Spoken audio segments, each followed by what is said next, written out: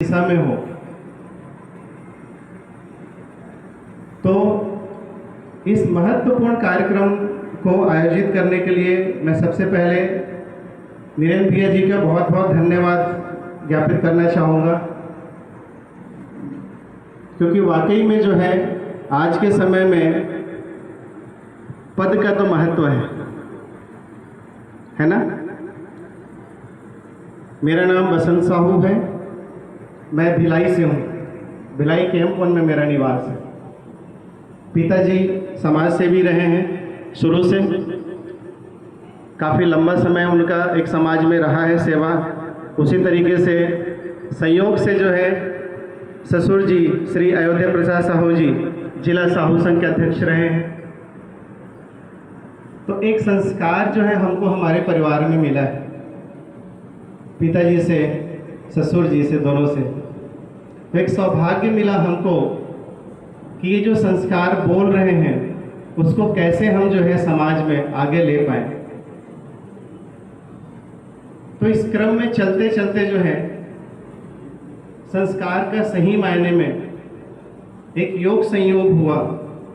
उसमें हमें गुरु मिले श्री ए नागराज जी। उन्होंने जो है, चूंकि संस्कार की बात बहुत सारी हो रही है हम सबके बीच में, अलग अलग तरीके से संस्कार की बात हो रही है।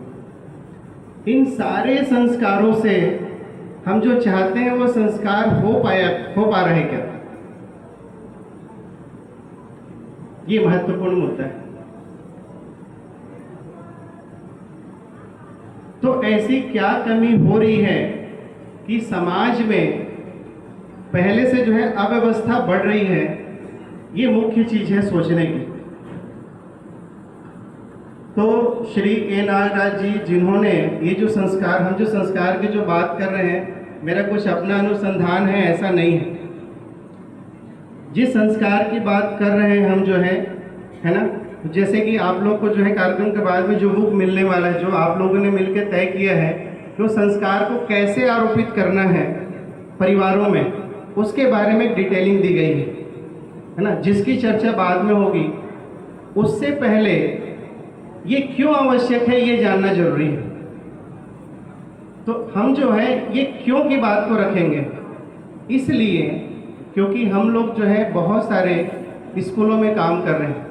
आज हम शिक्षा की जो संस्कार की जो बात कर रहे हैं, आज इसके लिए जो है हम लोग पूरे छत्तीसगढ़ के पूरे देश भर में काम कर रहे हैं। और अभ्युदय संस्थान, हो सकता है कि कुछ लोग जानते भी होंगे, अभ्युदय संस्थान छोटी के पास में है, जो मानवीय शिक्षा शोध संस्थान है। मानवीय शिक्षा क्या हो, मानवीय संस्कार क्या हो, उस पे जो है काम हो रहा है। और ये काम जो है सन 2000 से शुरू हुआ है। और ये जो दर्शन है, जो संस्कार की जो बात हम कर रहे हैं, श्री ए नागराज शर्मा जी, उन्होंने इसको जो है एक गहन समाधि संयम विधि से पाए कि आज मानव जाति के पास में उसके अपने आवश्यकता की पूर्ति के लगभग सारी चीजें आ चुकी हैं। आज ऐसा कोई व्यक्ति नहीं होगा जो इस समाज में और बाहर भी खड़े होकर बोले मेरे को खाने के लिए अनाज नहीं। ऐसा कोई है क्या? सबके पास है। लेकिन इसमें से कितने लोग कहेंगे कि हाँ, सब कुछ होने के बावजूद मैं सुखी हूं, मुझे कोई दुख नहीं? ऐसा कितने लोग कहेंगे?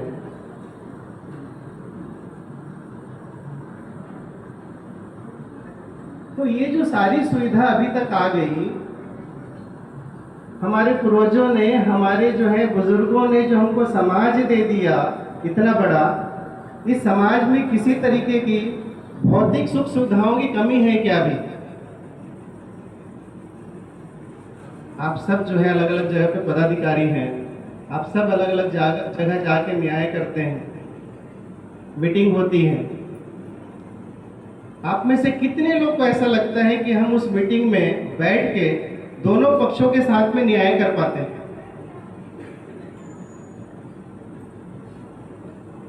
न्याय करते हैं कि निर्णय करते हैं?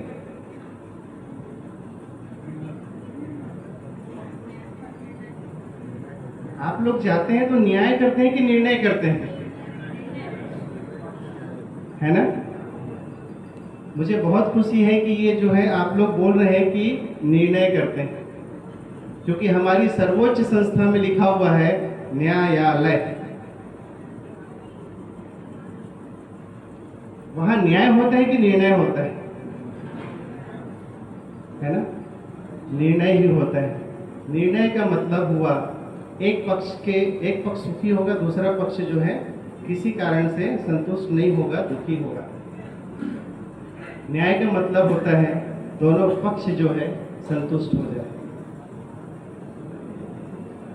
तो हम जो आज बात करने वाले हैं वो मुख्य रूप से देखिए, आप सबके बीच में जो कार्यक्रम बनाने के पीछे जो कारण रहा, हम लोग शिक्षा में काम कर रहे हैं, चेतना विकास मूल्य शिक्षा से। स्कूली शिक्षा में आप देखोगे जो नई शिक्षा नीति आई है, उस नई शिक्षा नीति में हम जिस संस्कार की बात कर रहे हैं वो पूरा का पूरा सिलेबस आया है अभी। हम कब से बात कर रहे हैं? हम बात कर रहे हैं 2000 से या फिर उससे पहले से, लेकिन 2020 में ये शिक्षा नीति आई है। उस संस्कार की शिक्षा एजुकेशन में आ रहा है, जिससे लगता है कि वाकई में हम जो चाहते हैं बच्चों में जो संस्कार हो वो आने वाला है। लेकिन अभी आप सब अपने बच्चों को स्कूल भेज देते हैं। स्कूल क्यों भेजते हैं जी? अच्छा, स्कूल बनना क्यों था?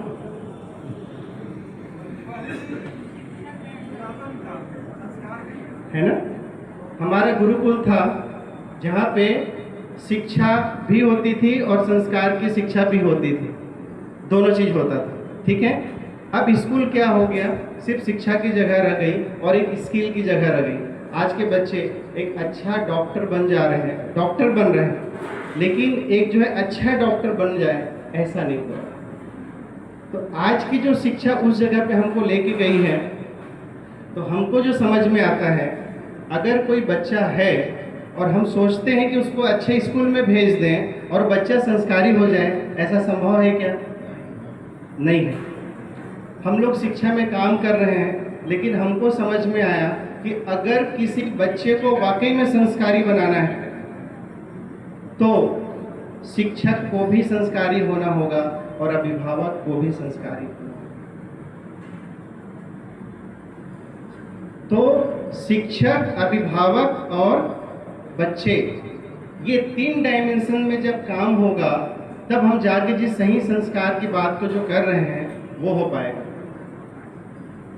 ठीक है? तो आज मुख्य रूप से जो है हम जो बात करने वाले हैं उसमें जो है, एक तो संस्कार कैसे आएगा उस पर और क्यों आएगा। तो भैया लोग जो है बाद में कैसे की बात को रखेंगे, लेकिन हम अभी जो है इसमें जो प्रेजेंटेशन में क्यों की बात को रख रहे हैं, तो आप सबसे जो है मैं विनय ही चाहूँगा कि इसको बड़े ध्यान से सुनिए। ये थोड़ी संवाद विधि से चलेगी, तो आप लोग जो है संवाद करने के लिए भी तैयार रहें। एक जने मैं चाहूँगा कि माइक जिसको बात करना होगा सामने भी आएंगे। ठीक है? तो मैं ज़्यादा बात नहीं रख रहा हूँ। इसके आगे मैं जो है श्रीमती जी को बुला रहा हूँ, वो आके जो है हम जो पूरी जो बात करने वाले हैं क्यों संस्कार की, उस बात को पूरा करेंगे। ठीक है? तो मैं श्रीमती जी को आमंत्रित करता हूँ। पूनम जी को आइए, जोरदार तालियों से स्वागत करेंगे। समय को देखते हुए आज हम सेशन को कर रहे हैं। हेलो हेलो, पुनः सभी को नमस्कार। आज का दिन मेरे लिए बहुत सौभाग्य का दिन है कि मुझे सामाजिक तौर पर सेवा करने का अवसर प्राप्त हो रहा है।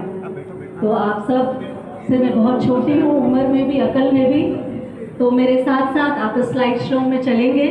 कुछ मुद्दे यहाँ आएंगे आप सबकी के सामने, तो मैं कोशिश करूँगी जिनको स्लाइड नहीं दिख रहे हैं वो कुछ ऐसे बैठने की व्यवस्था कर लें कि स्लाइड्स को आप देख पाएँ। तो आज जो पूरी बात हम करने वाले हैं ये प्रवचन विधि नहीं है, ये वो बात है जिसको हम प्रैक्टिकली 2005 से जीने का अभ्यास कर रहे हैं।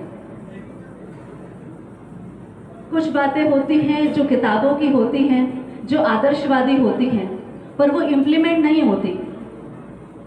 2005 में यही शिक्षा हम लोगों ने ली और 2005 से इसका अभ्यास करते हुए आज जिस सुख को पाया है, आज जिस समृद्धि को पाया है, आज जिस तृप्ति को पाया है, आज जिस संबंधों को पाया है, पूरा धरती अपना परिवार लगता है। आज की ये मेरी उपलब्धि है, मुझे पूरा धरती अपना परिवार लगता है। पर इसके पहले ये स्थिति नहीं थी। इसके पहले लगता था आदमी लोग को ज़्यादा मिलता है, औरतों को कम मिलता है, अमीर को ज़्यादा मिलता है, गरीब को कम मिलता है। अपने मेरे कोई और है, पराये तो कोई और है। हम अपनों के लिए जी, पराये की क्या ज़रूरत है। और सबसे बहुत ऊपर कोई चीज़ पाना है तो वो है पद और धन। इसी जिंदगी के नियमों को मुझे मिला, ये सारे नियम शिक्षा से, और इसी नियम में आज धरती का हर युवा चल रहा है। क्या पाना है? पैसा। क्या पाना है? पद। कितने संबंधों के साथ जीना है? 2 काफी है। तो हम लोगों ने दीवारों पर हमेशा दिखा है छोटा परिवार। अब छोटा तो कर लिए, हो गए सुखी। तो कहीं ना कहीं हमारी जितनी मान्यताएं हैं, हमारी जितनी शिक्षा है, चाहे हमें वेदों से मिली, चाहे धार्मिक मिली, चाहे स्कूल से मिली, चाहे यूनिवर्सिटी से मिली, एक बार आज शांति से उन सब को जांचा जाए। क्या आप मानते हैं कि जांच कर मानते हैं? आप जांचते हैं? एक कपड़ा लेने के पहले हर कोई जांचता है, कितने का है, क्वालिटी कितनी है, कितना दिन चलेगा। पर स्कूल जाने से पहले क्या आप स्कूल को जांचते हैं? क्या आप बुक्स को जांचते हैं? क्या आप टीचर्स को जांचते हैं? नहीं जांचते। आप शादी होने से पहले कितना जांचते हैं? अपनी बेटी देते हैं, कितना जांचते हैं? अपना बेटा देते हैं, कितना जांचते हैं? तो जहाँ नहीं जांचना है वहाँ जांच रहे हैं। कपड़ा खरीदो, गाड़ी खरीदो, उधर सब जांचना है। पर जहाँ संबंध है, जहाँ वो बच्चा 25 वर्ष लगा रहा है शिक्षा के लिए, क्या हम जांच रहे हैं? टीचर्स का चरित्र जांचते हैं? आप MBA कराते हैं, IIT कराते हैं, इंजीनियरिंग कराते हैं, क्या आप जांचते हैं? हम नहीं जांचते। और हम हैं कौन? मनुष्य। मनुष्य जांचेगा कि पशु? जांचने की ताकत मनुष्य में है कि पशु में? क्या हम उस ताकत का उपयोग करते हैं? नहीं करते हैं। हम वही भेड़ चाल में चलते जाते हैं, पीढ़ी दर पीढ़ी, पीढ़ी दर पीढ़ी। तो पीढ़ी दर पीढ़ी कुसंस्कार ट्रांसफर हो रहे हैं हमारे न चाहने के बावजूद भी। तो एक बार शांति से आँख खोलकर, मुझे पता है आप सभी टेस्टी भोजन करे हैं, तो भोजन के बाद नींद आती है, ये एक नेचुरल है। आप बैठ के सो भी सकते हैं, खराटे भी ले सकते हैं, और जब उठेंगे तो एक बार जाग के थोड़ा सा देख लीजिए, कुछ काम की बात है। इस शिक्षा से मेरी जिंदगी बदली है। और ये जो पूरी शिक्षा है, हमने इस बार बगैर वेतन लिए करते हैं। 2011 से एक अभिभावक विद्यालय जो बच्चों को संस्कार देने का काम करता है, 2011 से हम वो विद्यालय चलाते हैं। वहाँ पे हम सारे शिक्षक निस्वार्थ भाव से बगैर वेतन लिए काम करते हैं। क्यों करते हैं हम ऐसा? क्योंकि शिक्षा व्यापार की वस्तु ना बन जाए। शिक्षा व्यापार की वस्तु बननी चाहिए कि नहीं? हाँ कि नहीं? इसके लिए कितने लोग लगेंगे मेरे साथ? जोरदार तालियां पूरी सभा के लिए। अगर हम सभी अपने पराये से मुक्त हो जाए तो दूसरे का बच्चा तो मेरा ही हुआ ना, उससे मैं कैसे पैसे ले सकती हूँ? अपनी अंतरात्मा को चोट पहुँचती है। पर मैं पहले ऐसी नहीं थी, मुझे लगता था फीस नहीं, नो एंट्री। तो चलिए ये स्लाइड्स आपके सामने आएंगी। आज ये 2 घंटे जो मैं बात रखने जा रही हूँ, उसका आधार है मध्यस्थ दर्शन, और उनके प्रणेता हैं श्री नागराज। नेक्स्ट स्लाइड में हम आते हैं। तो आप सभी के लिए ये प्रश्न, पूरी सभा के लिए प्रश्न है, मानव की मूल चाहत क्या है? जब वो जन्म लेता है, जब वो मृत्यु होता है, बताइए। रोटी, कपड़ा, मकान, क्या ये मानव की मूल चाहत है? हाँ कि नहीं? नहीं। नहीं कि हाँ? हाँ वाले हाथ उठाइए। रोटी, कपड़ा, मकान, हाथ नीचे करिए। रोटी कपड़ा मकान मूल चाहत नहीं है वाले हाथ उठाइए। चलिए, तो और क्या है? मानव की मूल चाहत रोटी कपड़ा मकान और संस्कार। संस्कार मतलब शिक्षा, मतलब शिक्षा से क्या चाहते हैं? क्या उपलब्धि हो शिक्षा से? हाँ, शिक्षा से क्या चाहते हैं? ज्ञान। ज्ञानी क्यों होना चाहते हैं? चलिए, तो पहला प्रश्न आप सभी के लिए, आप सभी क्यों जी रहे हैं? मर क्यों नहीं जाते? बताइए, क्यों जी रहे हैं? तो कभी कभी हम दूसरों को बोलने के लिए सभा में मेरी प्रतिष्ठा आए, सब मुझे पहचाने करके बोलते हैं। अभी यहाँ आपको कोई नहीं पहचानेगा, कोई नंबर नहीं मिलेगा, कोई पैसा नहीं। अपने अंदर जाइए, आप क्यों जी रहे हो? देखिए, क्यों जी रहे हैं आप? मान लीजिए परिवार किसी दुर्घटना में है ना, अब क्यों जी रहे हैं? होता है कि नहीं? एक सुनामी आया, एक व्यक्ति का पूरा परिवार चला गया, फिर भी वो जी रहा है। क्यों जी रहा है? क्या पाने के लिए जी रहा है?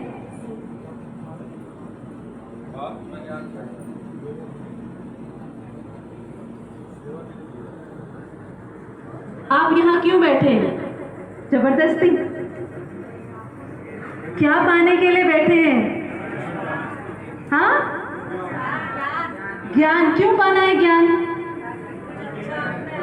क्यों कुछ अच्छा पाना है? और चाहिए शांति, मतलब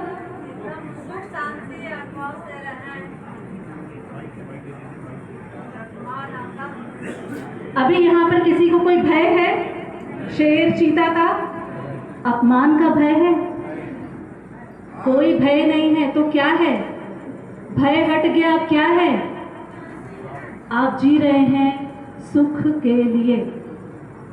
मैं सही बोल रही हूँ कि गलत?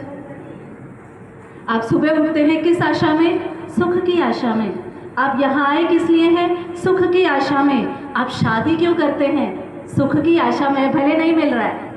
हम बच्चों को जन्म क्यों देते हैं? सुख की आशा में। हमारी जॉब लग जाए, किस आशा में? सुख की आशा में। जॉब लगने के बाद पता चलता है सोचा तो था सुख, पर क्या मिला? टेंशन। टेंशन मिलता है।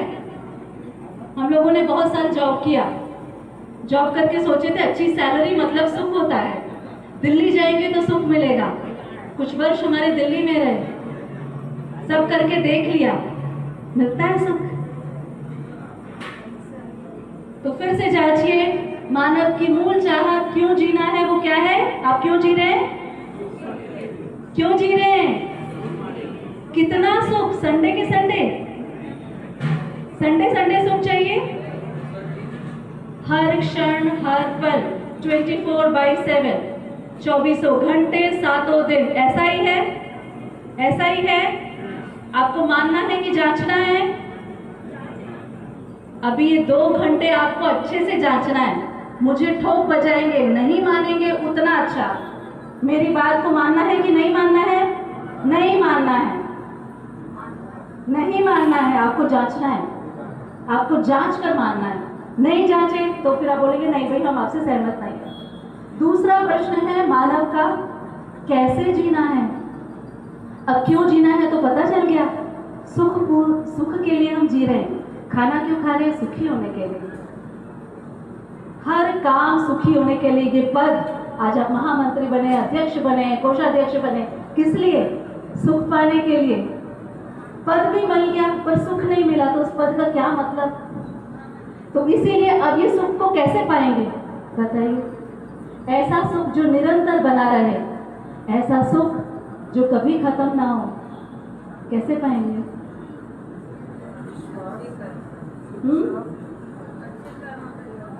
अच्छा कर्म मतलब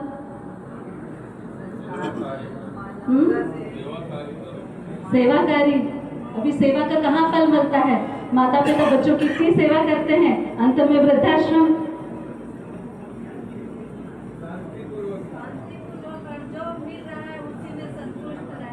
आप संतुष्ट हैं जो मिल रहा है उसमें? अभी तो नहीं है, मतलब ऐसे में रह सकते हैं, संस्कार में रह सकते हैं। देखिए, ये बोलने की बातें हैं, एक लोटा एक गिलास में और 2 सूखी रोटी में तो मेरा घर चलता है। मैं तो खुश रह जाऊंगी, यहाँ कोई नहीं है ऐसा। Silence silence here everyone. तो बातें हमारे पास, चाहे वो कबीर की हो, चाहे रहीम की हो, चाहे ब्रह्मा विष्णु महेश की हो, बातें करने में हम लोग कम है क्या? यहाँ मेरे जैसे आपको माइक दे दे, आप मुझसे अच्छा बोलेंगे मुझे पता है, पर जीने की जगह में, जीने की जगह में आपका पद हटा दीजिए। जितने पति हैं पत्नियों के सामने जाइए, है ना। अब आप पत्नी के सामने जाएंगे, बोलेंगे मैं तो इंजीनियर हूँ, मैं तो अध्यक्ष हूँ, तुम मेरी बात सुनो। पत्नी क्या बोलेगी? ये सब बाहर है, घर में ये सब नहीं चलेगा। ऐसे ही पत्नी के साथ भी है, ये सब बाहर दिखाना घर में नहीं चलेगा। तो क्यों जीना है ये पता चलने के बाद कैसे जीना है, ये पूरी शिक्षा का विषय है। ये एक बच्चे को अगर हम बचपन से शुरू करें तो 25 वर्ष लगते हैं। डॉक्टर बनने के लिए कौन सी डिग्री लगती है? पति बनने के लिए कौन सी डिग्री ले ली? पत्नी बनने के लिए डिग्री नहीं ली। क्यों नहीं ली? क्या परिवार में जीने के लिए शिक्षा नहीं चाहिए? MBBS डॉक्टर आप 60 इयर्स में रिटायरमेंट होंगे। पति से कभी रिटायरमेंट हो सकते हैं? पत्नी का कोई रिटायरमेंट है? बहू का कोई रिटायरमेंट है? वहां कोई रिटायरमेंट नहीं, पर कोई शिक्षा भी नहीं, कोई शिक्षा नहीं। और हम आंख बंद करके शादी कर रहे हैं। पति पत्नी बनने के बाद पता चलता है ना, अब आया हूं पहाड़ के नीचे। पता चलता है कि नहीं? कितने लोगों को पता चल गया? ऊंट पहाड़ के नीचे आ गए, कितने लोगों को पता चल गया? हाथ उठाइए। हाँ, ये साहसी लोग हैं, इनके लिए ताली बजाइए। ये लोग अपमान के भय से मुक्त हैं, और अगर ये पहचान गए तो बहुत अच्छी बात है। तो परिवार में जीने के लिए शिक्षा की जरूरत है कि नहीं? पति बनने के लिए शिक्षा चाहिए कि नहीं? पत्नी बनने के लिए शिक्षा चाहिए कि नहीं? क्या क्वालिफिकेशन है पत्नी की? आगे हम देखते हैं। तो मानव की मूल चाहत हम देखते हैं, क्यों जीना है? सुखपूर्वक जीना है, और यही मानव धर्म है। आगे, और कैसा सुख चाहिए? हमको निरंतर सुख चाहिए। तो मानव का ये अस्तित्व का सूत्र है जो मैं आपके सामने रख रही हूँ। मानव का समस्त प्रयास, समस्त प्रयोग केवल और केवल और केवल सुख के लिए है। आप जो कर रहे हैं, अभी सबके लिए एक प्रश्न, नींद से जाग जाओ, सबके लिए एक प्रश्न। आप जो कर रहे हैं, जिनके साथ हैं, क्या आपको सुख मिल रहा है? निरंतर सुख मिल रहा है? आपके पद से, आपके धन से? ज्यादा सोना बराबर ज्यादा सुख होता है क्या? कि चोरी का डर बढ़ता है? ज्यादा प्रॉपर्टी बराबर ज्यादा सुख मिलता है क्या? कि भय बढ़ता है? एक बार वापस जांचा जाए, क्योंकि आप ये जो काम कर रहे हैं सुखी होने के लिए कर रहे हैं। तो ये जो हमारी कहावत है, मानव खाली हाथ आता है खाली हाथ जाता है, ऐसा होता है? मानव सुखी होने के लिए आता है, इसको पाने के लिए। कैसा सुख? निरंतर सुख। पा लिया? सभा में कितने लोग हैं जिन लोगों ने इतनी उम्र के बाद, इतनी डिग्री के बाद निरंतर सुख को पा लिया? ऐसे कितने लोग? हर क्षण हर पल। उसका प्रमाण क्या है? आप MBBS डॉक्टर हैं, डॉक्टर का प्रमाण है कि आप इलाज कर पाते हैं। आप सुखी हैं, इसका प्रमाण क्या है? आप सुख को बांटते हैं। तो आपके अड़ोसी पड़ोसी आपके प्रमाण होंगे, जितने लोगों ने हाथ उठाया है। आपके परिवार, समाज, सब लोग बताएंगे सुखी आदमी सुख बांटता है, दुखी आदमी, ये सुख का प्रमाण है। तो क्या करें? जन्म तो ले लिया, तो क्या कर रहे हैं आप लोग अपनी जिंदगी के साथ? खेल नहीं रहे? जैसे बच्चे कैची खेलते हैं, हम खेल रहे हैं। 60 साल पहुंच गए, 70 साल पहुंच गए, अभी क्यों जन्म लिया था? सुख पाने के लिए। निरंतर सुख मिला नहीं, अब क्या लेकर जाएंगे फिर हम? सुख नहीं मिला तो दुख मिला और दुखी लेकर जाएंगे, दुखी है दुख को बांटेंगे और दुख को लेकर जाएंगे, यही नारा लगाते हैं। ठीक रहेगा? सभा में ठीक नहीं लगता है, सभा में हमारा अलग चरित्र होता है और सभा के बाहर अलग हो जाते हैं हम। ठीक है? तो क्यों जी रहे हैं? क्यों जी रहे हैं? कैसा सुख? तो अभी नहीं पाए हैं तो और शरीर यात्रा बाकी है, ये लेकर ही हम मृत्यु लोक में जाएंगे आगे। तो अब हम चलते हैं, जैसा कि नरेंद्र भैया जी ने इस कार्यक्रम का शीर्षक रखा है परिवार में संस्कार। ये हम कितनी पीढ़ियों से सुनते आ रहे हैं? हमारे माता पिता, उनके माता पिता, उनके माता पिता, हम कब से सुनते आ रहे हैं। अच्छा, संस्कार बढ़ते जा रहे हैं कि घटते जा रहे हैं? घटते जा रहे हैं। पढ़ाई बढ़ती जा रही है कि घटती जा रही है? तो आपके कुसंस्कार का कारण क्या है? वर्तमान शिक्षा।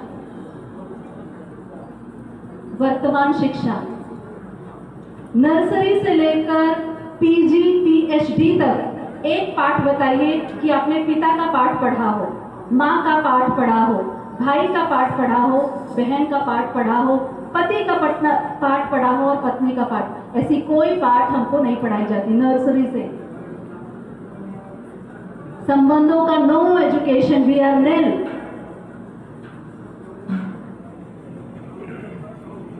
तो क्यों हो रहा है? क्योंकि ये एजुकेशन हमारे पास नहीं है, ये हम नर्सरी से बच्चों को देते हैं। तो चलिए एक बार आज जो हम चाहत पार कोशिश कर रहे हैं, प्रकृति कैसी है इसको एक बार देखते हैं। तो देखिए प्रकृति में व्यवस्था है कि अव्यवस्था, एक इसको भी देखना पड़ेगा। तो आप सभी हवा, पानी, मिट्टी, पत्थर, मणि और धातु, इसको एक नाम देते हैं हम पदार्थ अवस्था। हवा को हर कोई जानता है, पानी को जानते हैं, मिट्टी को जानते हैं। अब सभा से एक प्रश्न, ये पानी है, आप कैसे पहचानते हैं? किस वस्तु को पानी कहते हैं? जो प्यास बुझाता है उसे पानी कहते हैं। अब ये पानी हिंदुस्तानी की ज्यादा प्यास बुझाता है कि पाकिस्तानी की? पेड़ पौधे की ज्यादा प्यास बुझाता है कि पशु पक्षी की? ये भेदभाव कर रहा है क्या पानी? इसका आचरण निश्चित है कि अनिश्चित? सबका प्यास बुझा रहा है। इस सब क्या पता चलता है? ऐसे ही हवा है, ऐसे ही पानी है, ऐसे ही मिट्टी है। मतलब पदार्थ अवस्था का आचरण निश्चित है कि अनिश्चित? हवा समान रूप से सबको सांस लेने देती है। मिट्टी में चाहे पाकिस्तानी बीज बोए चाहे हिंदुस्तानी बीज बोए, मिट्टी उर्वरक है तो बीज उगेगा ही। तो क्या देखते हैं? पदार्थ अवस्था का आचरण निश्चित है, वो किसी देश काल परिस्थिति में नहीं बदलता। अब ये पानी का आचरण 100 साल पहले ऐसा ही था कि बदला हुआ था? 100 साल बाद अभी इसका आचरण निश्चित है, इसीलिए हमको इनसे डर नहीं लगता। अब दूसरी अवस्था को हम देखते हैं। तो देखिए पदार्थ अवस्था के बाद एक अवस्था आती है प्राणावस्था। जैसा कि आप चित्र में देख सकते हैं, हरे भरे पेड़ पौधे। तो ये जो पेड़ पौधे हैं, काई, घास, झाड़ी, लता, पेड़ पौधे।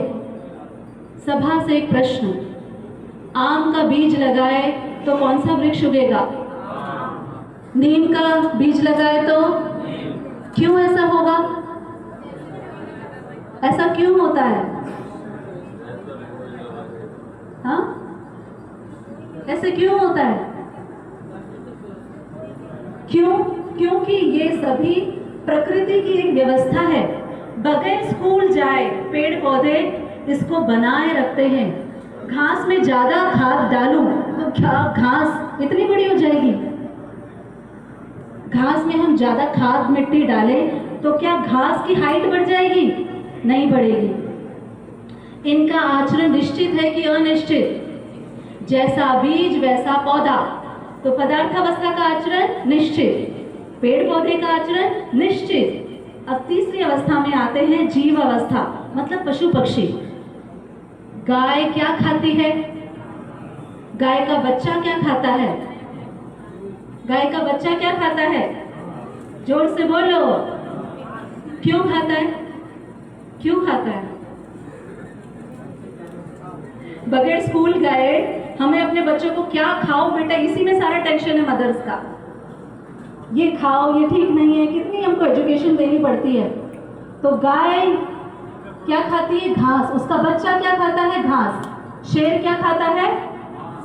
उसका बच्चा क्या खाता है? इसका मतलब उसका आचरण निश्चित है। और हमको किताबों में क्या पढ़ाया जाता है? लोमड़ी क्या है? लोमड़ी चालाक है कि मानव चालाक है? हाँ, मानव चालाक है। चालाक मानव ऐसी किताबें लिखता है, इनका आचरण निश्चित है ना। इन्हें जंगल में ही रहना पसंद है। हम जंगल काटते हैं, इसीलिए हमारे पास आते हैं। तो क्या देखा? प्रकृति का आचरण निश्चित है। अब हम कहाँ हैं? मनुष्य कहाँ है? जानवरों में। दो पैर से चलने वाला जानवर जिसने अभी तक अपना आहार नहीं पहचाना। मनुष्य शाकाहारी है कि मांसाहारी कि सर्वाहारी?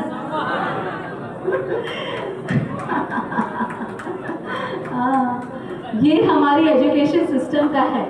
मनुष्य क्या है? सर्वाहारी। इसको जांचना है कि मारना है? जांचें जांचें जांचें। शाकाहारी का दांत कैसा होता है? मांसाहारी का दांत कैसा होता है? शाकाहारी का दांत सपाट और मांसाहारी का दांत। शाकाहारी के पंजे कैसा होते हैं? पंजे होते हैं शाकाहारी के। मांसाहारी के पंजे कैसे होते हैं? नाखून नोकीले। अब अपने आप को जांचिए, अब अपने आप को जांचिए, अपने दांत कैसे हैं, हमारे हाथ कैसे हैं। मनुष्य शाकाहारी है। तो हम क्या देखते हैं? ज्ञानावस्था का मानव, ये काम आए तो इतना प्यार और काम निकल जाए तो हम आपके हैं कौन?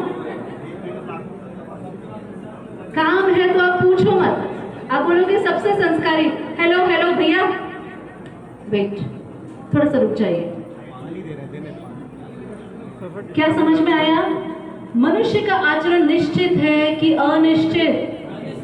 लालच कहाँ है? अतिभोग कहाँ है? बेवफाई कहाँ है? विश्वासघात कहाँ है? चुगली कहाँ है? और चुगली में मजा कहाँ है? ये सब यहाँ है। शिक्षा की किसको जरूरत है? अब ऐसा मानव प्रकृति को कैसा बनाता है? प्रकृति को, हमको जो प्रकृति मिली, शुद्ध हवा, शुद्ध वायु, अब कितने लोग हैं जो उत्पादन करेंगे, गाय के साथ जिएंगे, इस मिट्टी में जाएंगे, बीज बोएंगे? कोई करता है?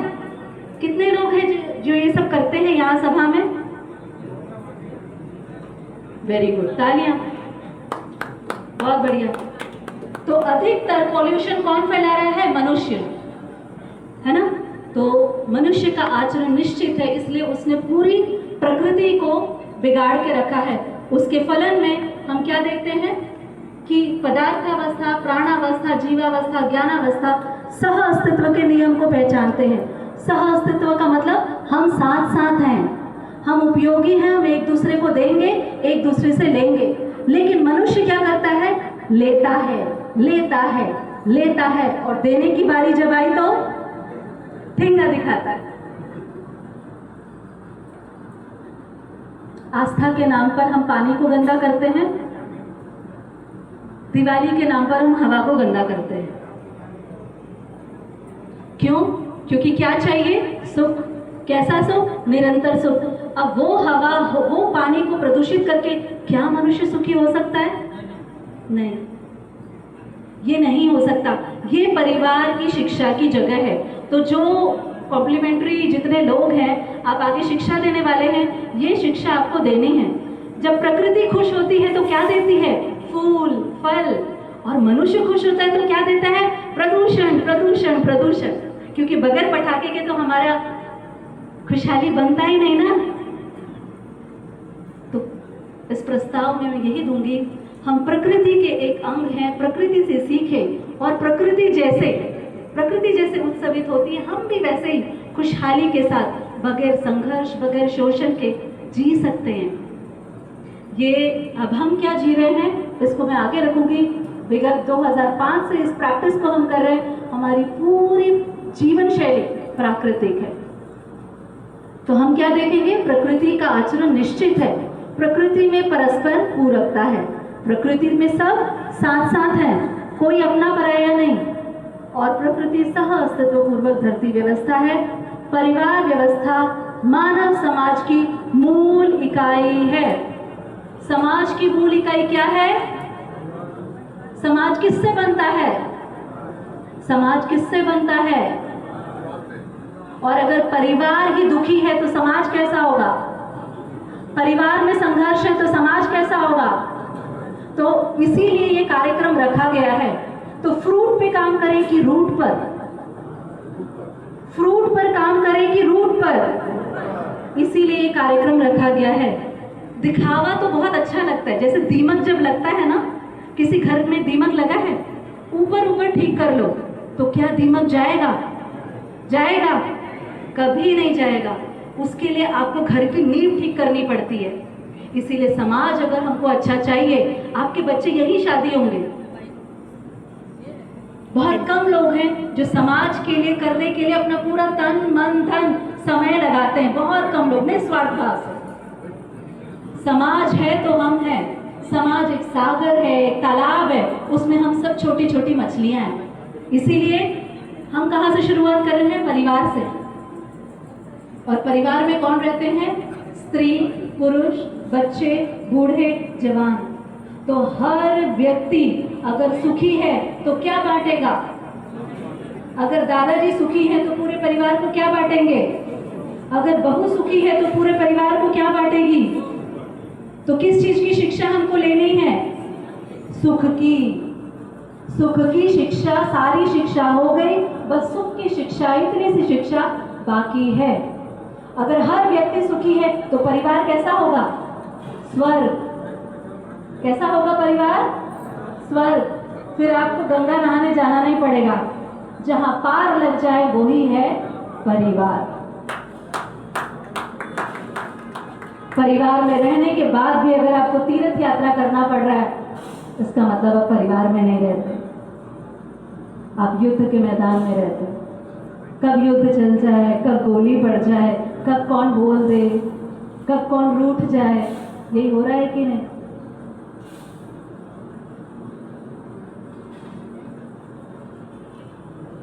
नेक्स्ट स्लाइड में चलते हैं।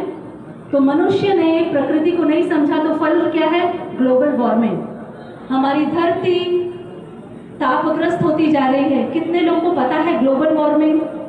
ग्लोबल वार्मिंग कितने लोगों को पता है? बाकी को नहीं पता है? What is global warming? धरती का, हम जिस धरती पर रह रहे हैं वो तापग्रस्त होती जा रही है ना? क्यों? क्योंकि मनुष्य कोयला और अन्य पदार्थ को जमीन को खोद कर निकाल रहा है। तो जो सूरज की किरणें धरती को पचाती थी, उसकी गर्मी को, वो सब अब हम बाहर निकाल रहे हैं। तो ये सब निकालने से धरती गर्म होती जा रही है, जिसकी वजह से ऋतु असंतुलन हो रहा है, धरती तापग्रस्त हो रही है। उसका कारण है प्रदूषण, और उसी कारण मानव समुदाय असुरक्षित है। आवश्यकता क्या है? आवश्यकता है कि धरती संतुलित हो जाए, ऋतु संतुलित बने रहे और धरती पर मानव अक्षुण्ण बना रहे। अगर धरती का ग्लोबल वार्मिंग बढ़ता रहा तो सबसे पहले कौन जाएगा? मनुष्य इस धरती से खत्म हो जाएगा, उसके बाद जानवर, उसके बाद पेड़ पौधे और उसके बाद अन्य। ये मैं नहीं कह रही, ये साइंस कह रहा है। तो हमको धरती पर बने रहना है कि नहीं? बने रहना है कि नहीं? हमको धरती पर बने रहना है। हम कब बने रहेंगे? जब प्रकृति को बनाए रखेंगे। जीने दो और जियो। पेड़ पौधे हैं तो हम हैं, पशु पक्षी हैं तो हम हैं, हवा पानी है तो हम हैं। तो ये एक व्यवस्था, हम देखें कि प्राकृतिक रूप से क्या है? व्यवस्था है। इस व्यवस्था को मनुष्य समझेगा तो मनुष्य भी व्यवस्थित होगा, परिवार में व्यवस्थित रहेगा। तो देखिए, ये जो हम प्राकृतिक परिवार की अभी हम शिक्षा दे रहे हैं, ये प्राकृतिक परिवार परमाणु में भी है। कितने लोग परमाणु शब्द पहले सुने हैं? परमाणु, गुड गुड गुड। किसी भी वस्तु को, जैसे मैं एक माइक पकड़ी हूँ, इसको मैं और टुकड़े करूँ और इतने टुकड़े कर दूं कि अब मुझे आंखों से नहीं दिखेगा, पर है वो टुकड़ा, उस टुकड़े को कहते हैं परमाणु।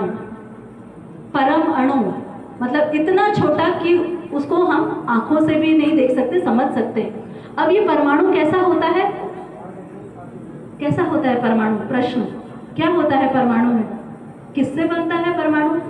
तो परमाणु पार्टिकल से बनता है, इलेक्ट्रॉन, प्रोटॉन, न्यूट्रॉन जो आप पढ़ते हैं, मैं उसको अंश नाम दे रही हूँ।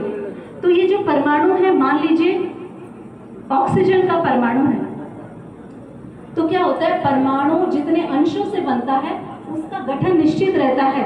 आप उसको जला लो, दफना दो, वो कभी नहीं बदलता। परमाणु का आचरण सदा सदा सदा निश्चित है। परमाणु में अंशों की संख्या निश्चित है, और इस तरह से हम क्या कहेंगे, ये परमाणु कभी टूटता है क्या? कोई तोड़ सकता है क्या? आप कितना भी विकिरण कर लो, कितना भी विखंडन कर लो, कितना भी विस्फोट कर लो, परमाणु टूट सकता है क्या? तो जो कभी ना टूटे उसी को परिवार कहते हैं, उसी को हम प्राकृतिक रूप से परमाणु कहते हैं। ये परमाणु आप तोड़ नहीं सकते, लेकिन हमारे परिवार कोई भी तोड़ लेता है। पति पत्नी के बीच कोई भी आ जाता है, भाई बहन के बीच कोई भी आ जाता है, आसानी से हमको कोई भी तोड़ सकते हैं। ऐड आता ना, फेविकॉल का मजबूत जोड़ है, टूटेगा नहीं, वो ऐड तक ही है। ये फेविकॉल का मजबूत जोड़ हम में कैसे हो? जब परमाणु में, तो हम में नहीं होगा। हम किससे बने? हम सेल से बने हैं। सेल का वो सूक्ष्म रूप परमाणु है, हम भी परमाणु से बने हैं। तो होने के रूप में हम व्यवस्थित हैं, लेकिन शिक्षा की कमी की वजह से हमारा परिवार ऐसे परमाणु जैसे गठित नहीं है। भाई भाई में गठन, बहन बहन में गठन। हम हमेशा लड़ने के लिए तैयार हैं, कोई भी कारण हो, जमीन लड़ेंगे, धन लड़ेंगे। लड़ने के लिए तैयार बैठे हो कि प्रेम करने के लिए तैयार बैठे हो? किस लिए बैठे हैं हम लोग? बहुत बढ़िया। तो अब परमाणु का आचरण तो निश्चित हो गया। अब हम बात करते हैं, जैसे पानी प्यास बुझाता है, ये पानी का आचरण है। मानव को कैसे पहचाने? इस वस्तु को मानव बोलते हैं। प्रश्न बताइए, ऐसा क्या आचरण है मनुष्य में जिसको बोले ऐसे जो जीता है ना, इसको मानव बोलते हैं? बताइए। जो दूसरों के दुख सुख में शामिल हो। ऐसे कितने लोगों को समाज में? 100 में।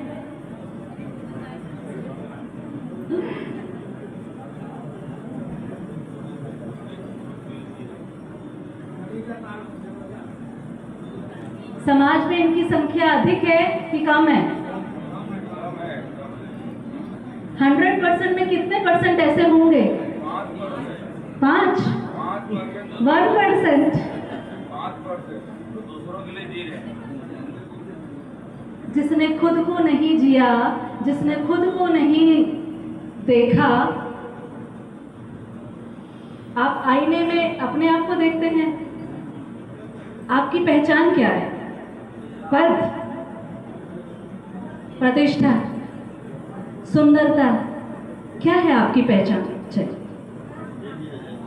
आप अपनी पहचान, आपका पद छोड़ दीजिए, डिग्री छोड़ दीजिए, सुंदरता छोड़ दीजिए, प्रॉपर्टी छोड़ दीजिए, अब अपनी पहचान बताइए।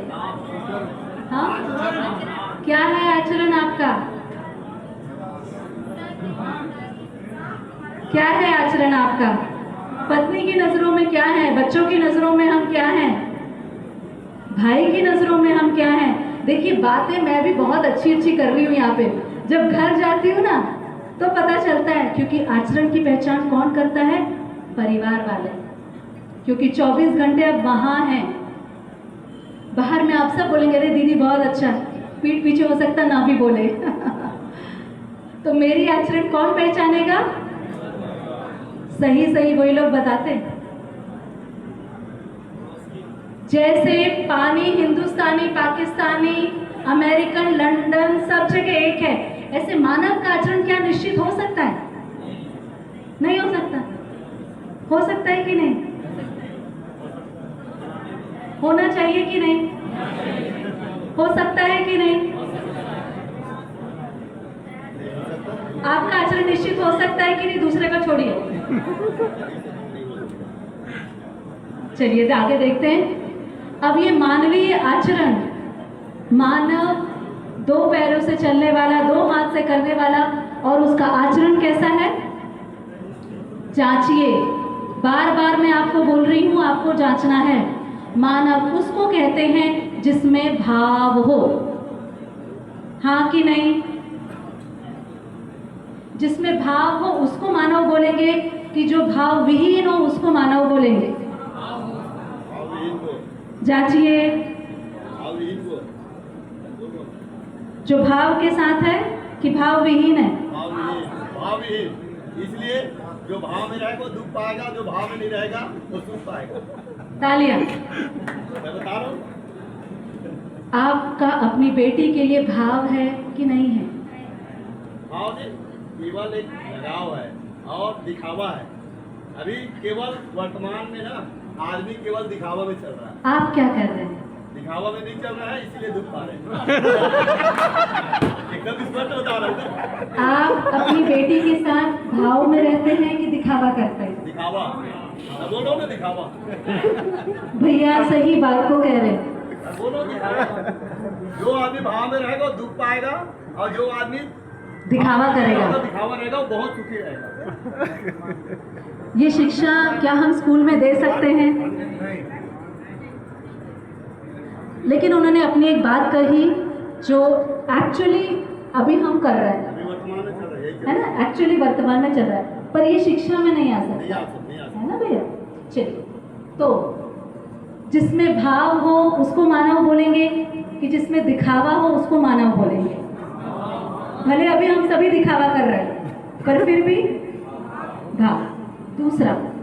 दूसरा, जिस मानव का चरित्र कैसा है? स्वधन, मतलब वो चोरी नहीं कर रहा है। जो चोरी कर रहा है उसको मानव बोलेंगे, कि जो स्वधन पूर्वक जी रहा है उसको मानव बोलेंगे? जो दूसरे का धन, है ना, छीना झपटी के साथ करे उसको बोलेंगे मानव, कि जो अपनी मेहनत की कमाई से कमाता है उसको बोलेंगे मानव? ओके, ये दो चीजें आई। थर्ड, जो पति पत्नी बन जाते हैं, जिनसे शादी हुई, उन्हीं के साथ मन से, तन से, धन से उसी को अपनी पति, उसी को अपना पत्नी स्वीकारते हैं, उसको बोलेंगे मानव? कि पर नारी पर पुरुष करते रहे उसको बोलेंगे मानव?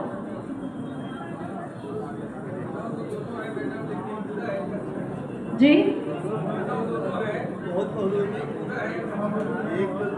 थोड़ा जोर से बोलेंगे भैया जी। माइक दे दो ना, माइक दो तो। तो मानव को कैसे पहचानेंगे? उसके शरीर से कि आचरण से? है ना? फिर तो वो शरीर से मानव हुआ। अगर वो एक स्त्री के रहते रहते 4 स्त्री पर ध्यान दे रहा है तो वो शरीर से तो मानव है, और आचरण से पशु। आचरण से वो पशु है, जीव चेतना में है ना? तो किसको बोल रहे हैं मानव? जो निरंतर भाव के साथ है वो क्या कहलाएगा? जो स्वधन पूर्वक जिएगा वो क्या कहलाएगा? जो स्व नारी स्व पुरुष पूर्वक जिएगा वो क्या कहलाएगा? और जो नैतिकता का मतलब है अपने तन मन धन। आप कोई बात कह रहे हैं भैया? मैं बोलूं? तो अपना तन मन धन, देखिए मन ऐसा कौन है जिसकी सोचने की शक्ति सीमित है? जैसे हम खाना 2 बार 3 बार खाते हैं, ऐसे कितनी बार आप सोचते हैं कि लगातार सोच सकते हैं?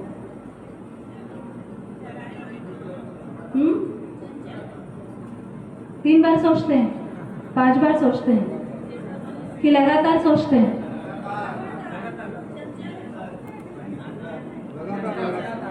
लगातार सोचने की शक्ति हर मनुष्य के पास है, पर सोचता क्या है? सोचते क्या है? वो ऊर्जा तो है आपके पास, उस ऊर्जा का करते क्या है? मन में क्या सोचते हैं? 10 साल पहले तुमने मुझे धोखा दिया था, मैंने उस ऊर्जा का उपयोग करके बार बार याद किया है। तो मन को कहाँ लगाया? 10 साल पहले तुमने धोखा दिया था, मैं आज भी नहीं भूलूंगा और तुमसे बदला लूंगा। तो मन का उपयोग हुआ कि दुरुपयोग? हर सास को बहू की गलतियां याद रहती है, ये मन का उपयोग कर रहे हैं कि दुरुपयोग? मम्मी लोग को, पापा लोग को बच्चों की सारी गलतियां याद रहती है, ये मम्मी पापा बच्चे के साथ क्या कर रहे हैं? सोच सोच कर दुरुपयोग कि उपयोग? हम मन की जो शक्ति मिली है उसका हम सदुपयोग नहीं कर पा रहे। दूसरों की गलती देखना सबसे इजी काम, दूसरों की अच्छाई देखना पसीने निकल जाते हैं। तो आप जितने लोग यहाँ से जाने वाले हैं, आप लोग को परिवार सभा रखवानी है और परिवार सभा में सब एक दूसरे की अच्छी बात बोलेंगे। वेरी डिफिकल्ट टास्क, अच्छी बात बोलना। बुराई करवा लो, 1 घंटा 2 घंटा पता ही नहीं चलता है। अच्छाई करवा लो, देखो तुम में ये तो अच्छा है, पर उसके बाद एक लंबी लिस्ट निकलती है जो बुराइयों से भरी होती है। तो क्या कर रहे हैं? मानव अपने तन मन धन का सदुपयोग कर रहा है कि दुरुपयोग? एक आदमी बुद्ध बन सकता है, जब एक मानव बुद्ध बन सकता है तो सारे मानव हैं, वो सभी बुद्ध बन सकते हैं। उसने अपना मन ज्ञान में लगाया, इसलिए वो बुद्ध बना। बाकी लोग क्यों नहीं बने? क्योंकि उन्होंने उस शक्ति का दुरुपयोग किया। इसलिए वो मानव होते हुए भी जीव चेतना में पशु जैसे ही जी रहे। हाँ कि नहीं? हम सुबह उठते हैं खाने के लिए, कमाते हैं खाने के लिए, वो 2 रोटी के लिए आप अपनी पूरी जिंदगी लगा दिए। मकान बनाने के लिए, रिटायरमेंट के बाद क्या करूंगा? मकान बनाऊंगा। तो आप जिंदगी कब बनाओगे? सुख कब पाओगे? मकान बनाना है कि जिंदगी बनाना है? 25 वर्ष की उम्र में मुझे ये शिक्षा मिली, उस समय समझ में आया क्या किया 25 इयर्स, क्यों किया इतना वेस्ट? बगैर संघर्ष के जो युवा, एक बच्ची दिख रही है मुझे, बगैर संघर्ष के जिया जा सकता है कि नहीं? नहीं जिया जा सकता। जिया जा सकता। आज एक नौकरी के लिए कितने कैंडिडेट होते हैं? और कहाँ ऐसा नियम लिखा है, कहाँ ब्रह्मा विष्णु महेश ने लिखा है कि नौकरी नहीं पाओगे तो सुखी नहीं होगे? कहाँ लिखा है? हमारी वो गलत मान्यता है जो हम अपने बच्चों पर लाद रहे हैं। जेईई करना है, नीट करना है, इंजीनियरिंग कॉलेज जाना है, नहीं तो लड़की नहीं मिलेगी, नहीं तो लड़का नहीं मिलेगी, नहीं तो नौकरी नहीं मिलेगी, फिर सफलता नहीं मिलेगी और तुम सुखी नहीं होगे। ये सब मैंने अपनी लाइफ में देखा है। नौकरी छोड़ दी, धन छोड़ दिया। अभी एक परिवार में पहले रहती थी मैं, अभी मेरे पास 100 परिवार है। मेरे संबंध बढ़ गए, मेरे परिवार बढ़ गए, मेरा सुख बढ़ गया।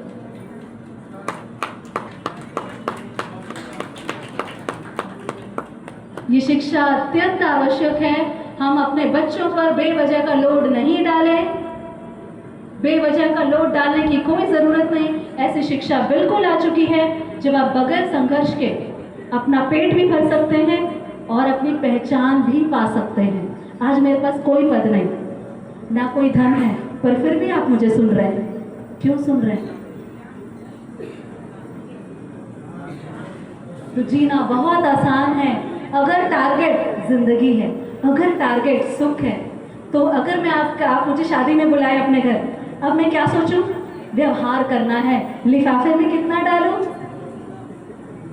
कितना डालेंगे लिफाफे में? अच्छा इनकी शादी है 100 रुपये, अच्छा उनकी शादी है 1000 रुपये। नीरज भैया की अगर आप लोग शादी में जाएंगे कितना डालेंगे? अध्यक्ष है वो, मेरे घर शादी में कितना डालेंगे? 100 रुपये तो जानती नहीं है आप लोग को। अब मैं जब पूरी शादी खत्म हो जाएगी तो लिफाफा खोलूंगी, नाम पढ़ूंगी, एक रजिस्टर रखूंगी।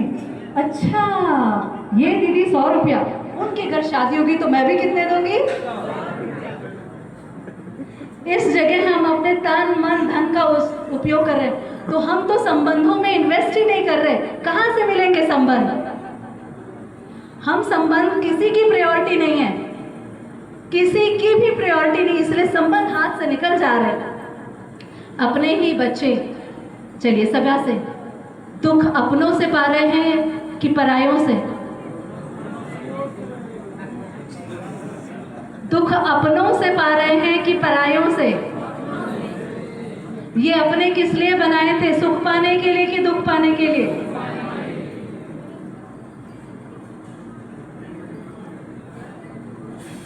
संबंध बना तो लिया पर उद्देश्य भूल गए, सुख पाने के लिए नहीं बनाए। तो किसको बोल रहे हैं मानव? जो मूल्य, चरित्र और नैतिकता के साथ हो। तो इतना आसान नहीं होगा आप लोग के लिए जन जन जाकर अपने, है ना, उधर जिला में जाके इसको पढ़ाना। इसको आपको थोड़ा डीपली समझना होगा, फिर आप लोग इसको बहुत अच्छे से समझा पाएंगे। नेक्स्ट स्लाइड में हम चलते हैं। तो ये मानवीय आचरण तो हो गया। तो संबंध शरीर से नहीं, भाव से बनते हैं। किससे बनते हैं? एक मनुष्य दूसरे मनुष्य को टाइट से पकड़ ले, उतने अच्छे संबंध बन जाएंगे। मनुष्य एक दूसरे को चाट भी डाले ना तो भी अच्छे संबंध नहीं बनने वाले। शरीर से कोई संबंध नहीं बनते हैं। पति पत्नी कितने भी फिजिकल रिलेशन में आ जाए, संबंध अच्छे हो जाते हैं क्या? 2 मिनट खत्म। आपने अपने बच्चे को जन्म देता है, बोलते मेरा बच्चा है। अरे आपने कहाँ पैदा किया? वो तो एक बायोलॉजिकल प्रोसेस थी। बायोलॉजिकल प्रोसेस थी कि गर्भ में बच्चा बना। आपने क्या मेहनत कर डाली? आपने मेहनत की। वो एक प्राकृतिक नियम है ना, जो प्रजनन विधि होती है, संतान मिलता है। तो संबंध शरीर से नहीं, भाव से बनते हैं। जो भैया ने बोला दिखावे से नहीं, भाव से बनते हैं। बढ़िया, आगे चलते हैं। अब ये भाव कहाँ से आता है? संस्कार से। तो संस्कार का मतलब, अभी जिंदगी भर संस्कार संस्कार सुना। संस्कार की परिभाषा क्या है? जोर से पढ़िए, और जोर से। तो आपने MBBS की शिक्षा ली, B.Ed किया, समाधान की शिक्षा कभी ली है? ऐसा कोई स्कूल गए हैं? ये स्कूल है अभ्युदय संस्थान में, जहां मानव बनने के लिए एजुकेशन दिया जाता है। क्या बनने के लिए? मानव। तो संस्कार बराबर समाधान की शिक्षा। संस्कार क्या है? स्वीकृति के भाव के साथ जीना ही संस्कार है। तो निरंतर, जैसे हम अभी हमारे ही बच्चे माँ को, पिता को क्या पूरा स्वीकार कर रहे हैं? कर रहे हैं? हमारी हर बात सुनते हैं? तो उनके संस्कार बन रहे हैं क्या? वहाँ तक समझाना पड़ता है, वहाँ तक जीना पड़ता है जहाँ स्वीकार हो जाए। हम ऐसे एक PTM ले रहे थे, तो एक अभिभावक ने बोला कि दीदी मैं अपनी बेटी को बोली अपना काम ना बेटा आज से तुझे करना है। तो एक दिन वो मुझे बोली मम्मा, मैंने उसे बोला बेटा पानी ले आओ। तो बोली मम्मा आप भी तो बोलते हो अपना काम खुद करो।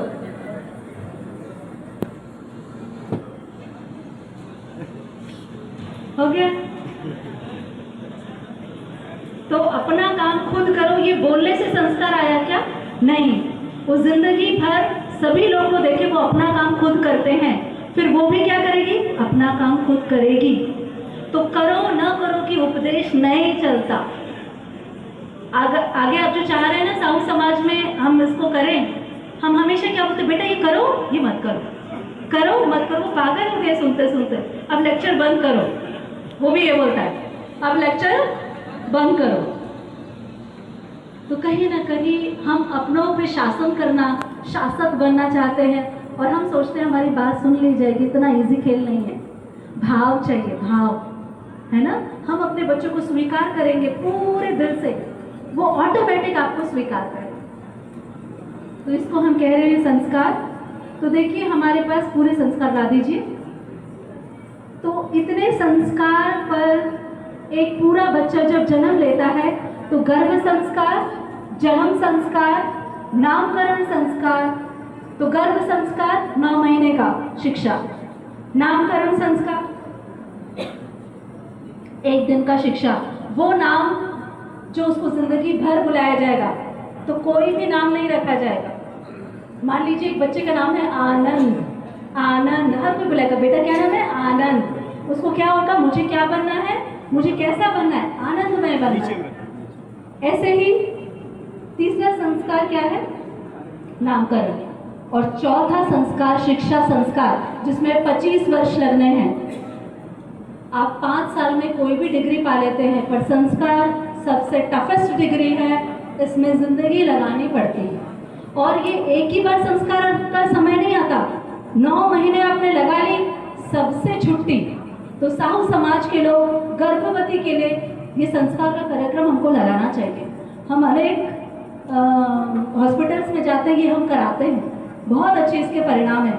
क्योंकि गर्भ संस्कार में उसके पास कोई काम नहीं, बच्चे के पास केवल सुनना है, केवल स्वीकृति है, वो पूरे भाव को महसूस कर रहा है ना। तो साउथ समाज की ओर से हम ये कार्यक्रम चला सकते हैं। दूसरा जन्म संस्कार, जब बच्चा का जन्म हो रहा है उस समय एसी नहीं, फैन नहीं, पूरा प्राकृतिक वायु, नो नर्सेस।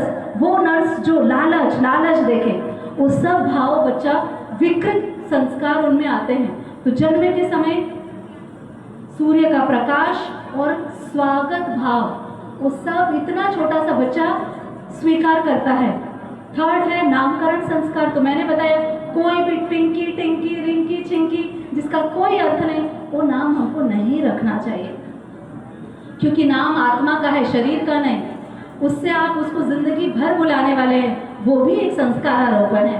फिर आता है चौथा संस्कार, जिसमें भाषा, भाव, भंगिमा, मुद्रा, अंगहार, पूरे प्रकृति, अस्तित्व, जीवन, आचरण, सबकी शिक्षा उसको मिलने वाली है। पांचवा है विवाह संस्कार, बहुत महत्वपूर्ण। ये खून के संबंध नहीं होते, पर फिर भी उनसे शादी हो जाती है, पराया लोग अपने हो जाते हैं। अब ये विवाह में संस्कार कैसे आरोपण हो? तो जब हम लोग विवाह कराते हैं तो विवाह में जो होता है वो तो हो ही रहा है, उसके साथ पति पत्नी को एजुकेशन दी जाती है। जैसे हम लोग साथ पढ़ते हैं ना, हाँ, और वो 7 वचन किस किस को याद रहते हैं? कौन कौन उसका पालन करते हैं? वो हमारे ऐसे जल्दी जल्दी निपटाए, फिर तो फोटोग्राफी, फिर तो गाना बजाना, डांस, ये सब करें, उसका हमको क्या लेना है? लेकिन यहाँ से सारा झंझट शुरू होता है। जैसे आप यहाँ तक थे, मम्मी पापा, अभी तक आप मम्मी पापा के पास थे, बहुत बढ़िया चला। यहाँ मम्मी पापा नहीं है, यहाँ पे अजनबियों लोगों के बीच में आप हैं, पति भी पत्नी भी। यहाँ की एजुकेशन, अब बताइए शादी किस लिए करते हैं? शादी क्यों? बगैर शादी के भी तो लोग रहते हैं। शादी क्यों करते हैं आप लोग? आप लोग क्यों करें शादी? हाँ, ऋण उतारने के लिए। हैं? ऋण उतारने के लिए भी शादी करता है।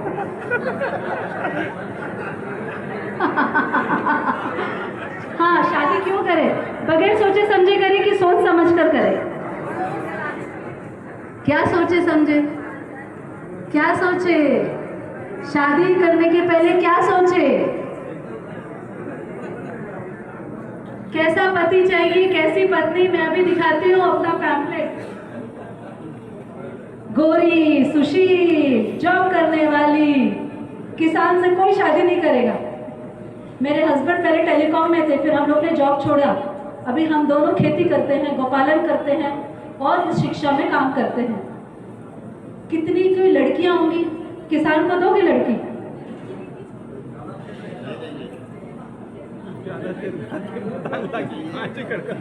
यही तो हम क्या देख रहे हैं? विवाह करने के लिए संस्कार देखते हैं, लड़के और लड़की का संस्कार देखते हैं। देखेंगे भी कैसे, क्योंकि इसको देखना हमको आता ही नहीं। हाँ, सैलरी, अभी यही है। इसीलिए हमको सैलरी वाली लड़का लड़की तो मिल रहा है, संस्कारवान नहीं मिल रहा है ना। और चाहते क्या है भाई, धन से भी संपन्न हो और संस्कार से भी संपन्न हो। तो क्या साहू समाज में ये विवाह संस्कार की शिक्षा शादी से पहले शुरू की जाए, ताकि पति पत्नी बनने के बाद प्रॉब्लम ना हो? क्या ऐसा किया जाना चाहिए कि नहीं? हाँ कि नहीं? अत्यंत आवश्यक है, अत्यंत आवश्यक है। उधर आवाज कम आ रही है। आवाज अभी आई, मैंने माइक नीचे रखा था। शादी के बाद वो पति या वो पत्नी जितने सुंदर थे वो रहेंगे क्या? शरीर बदलेगा कि नहीं? धन बदलेगा कि नहीं? परिस्थिति बदलेगी कि नहीं?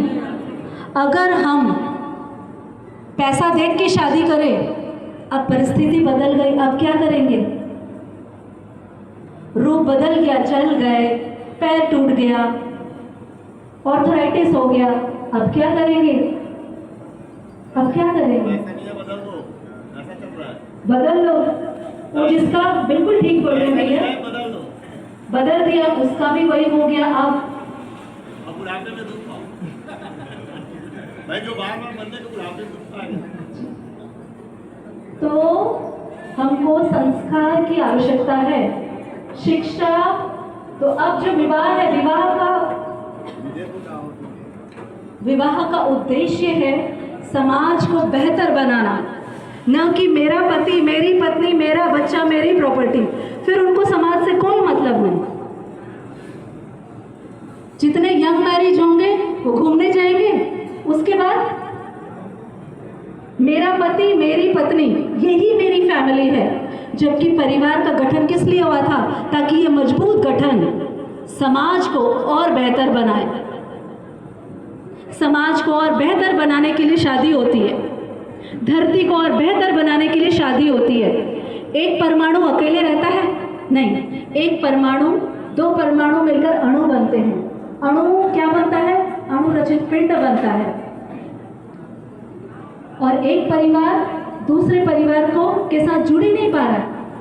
पड़ोसी कौन, समाज कौन, हमें नहीं पता। तो परमाणु जिस सिस्टम से, जिस प्राकृतिक नियम से चल रहा है, मनुष्य को उसी परमाणु के नियम को पहचानने की आवश्यकता है, ताकि हम विवाह को अंतिम समय तक निरंतर सुख के साथ जी पाए। पति पत्नी को बहुत समय लगता है इसको समझने के लिए, हम लोगों ने बहुत समय लगाया। नहीं तो पति को पत्नियां की गलती दिखती है, पत्नी को पति की गलती दिखती है, और ये दोनों को कौन देखता है? बच्चे। तो बच्चों में कुसंस्कार कौन डाला?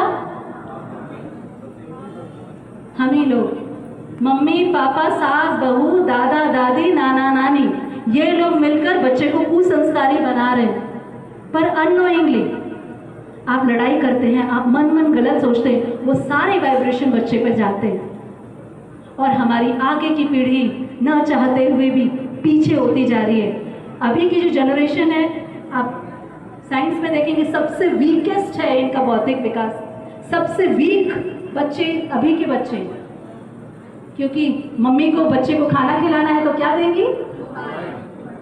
हमको बाहर जाना है तो हम बच्चों को क्या देंगे? पढ़ना है तो हम क्या देंगे? और हमको तो फ्री होना है, हम भी फ्री होकर क्या करेंगे?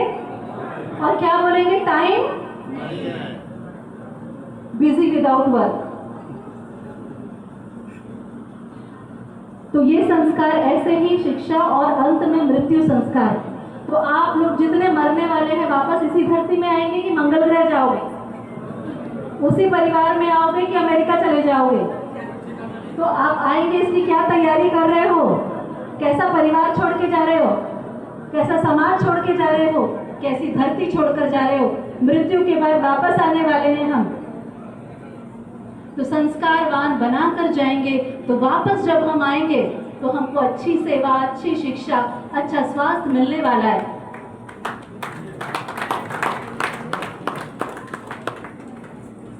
एक केले का पेड़ मरता है तो दूसरा केले का पेड़ खड़ा करता है। तो हमको तो अभी खुद ही मानव बनना है, फिर मानव परंपरा बनाना है ताकि वापस आए। तो अच्छी शिक्षा चाहिए कि नहीं? अच्छे स्कूल हैं अभी समाज में, तो अच्छे स्कूल साहू समाज निर्माण कर। अच्छे हॉस्पिटल हैं जहाँ डर ना लगे डॉक्टर से कि लेटे तो किडनी ना निकल जाए, गलत खून ना चढ़ जाए, तो साहू समाज ये भी काम कर सकता है। हमको वापस यहीं आना है। साहू समाज का मुख्य कार्यक्रम यही है, हर समाज का, पूरी धरती का। बढ़िया, इसको हम आगे कर सकते हैं। आगे हम चलते हैं संस्कार के बाद। तो जितनी समस्याएं बात करी, अगर समस्या है तो समाधान है ही। ऐसी कोई समस्या नहीं जिसका समाधान नहीं है। अस्तित्व में समाधान है कि समस्या है? बताइए, हवा, पानी, मिट्टी, पत्थर, इन लोगों को कोई समस्या होती है? उनके पास समाधान है। पेड़ पौधे के पास समस्या है कि समाधान? पशु पक्षी के पास नौकरी की चिंता है कि नहीं तो खाना नहीं मिलेगा? समस्या किसके पास है? कौन से मनुष्य के पास? नासमझ की समझदार? नासमझ के पास समस्या है। समस्या चाहिए कि समाधान? कैसा समाधान? एक समाधान कि सर्वतोमुखी समाधान? जिस मुख में खड़े हो उधर समाधान। एक लाइफ में एक आदमी, जो श्री नागराज की बात कर रही हूँ, उनके पास एपीजे अब्दुल कलाम साइंटिस्ट है ना, भाभा जी, आप जिनके भी नाम ले लीजिए, मुझे अभी स्मृति में नहीं आ रहा, पर एक लाइफ में हर मानव डॉक्टर भी हो सकता है, इंजीनियर भी हो सकता है, कृषक भी हो सकता है, संगीतज्ञ भी हो सकता है। हर आयाम में ये शिक्षा का अर्थ है। एक आयाम में समाधान मिला तो क्या जिया? अरे जियो तो अच्छे से जियो ना। 10 उंगली 10 समाधान, ये क्या एक ही समाधान? मैं तो बस डॉक्टर हूँ, मैं तो बस शिक्षक हूँ। और जीने के लिए सिर्फ डॉक्टरी काम आती है क्या? डॉक्टरी काम आती है? सब कुछ काम आता है जीने के लिए। तो ऐसे बच्चे हम बनाएंगे। तो अब ये बच्चे का जन्म कहाँ होता है? अभी तो हॉस्पिटल में होता है, पहले परिवार में होता था। पर बच्चे की सुख की पाठशाला, पहली पाठशाला कहाँ होती है? बच्चे का पहला स्कूल क्या है? बच्चे का पहला स्कूल क्या है? आप लोग अपने बच्चे को क्या एजुकेशन देते हो? बोलना भी हम नहीं सिखाते, वो तो आपको देखते देखते, सुनते सुनते पापा पापा, मामा मामा मामा सब बोल लेता है। हम क्या सिखाते हैं? हमारा क्या पुरुषार्थ है बच्चे को कुछ बनाने में? क्या हम घर को पाठशाला जैसे देखते हैं कि ये एक एजुकेशन का सेंटर है? परिवार ज्यादा व्यवस्थित रहता है कि स्कूल?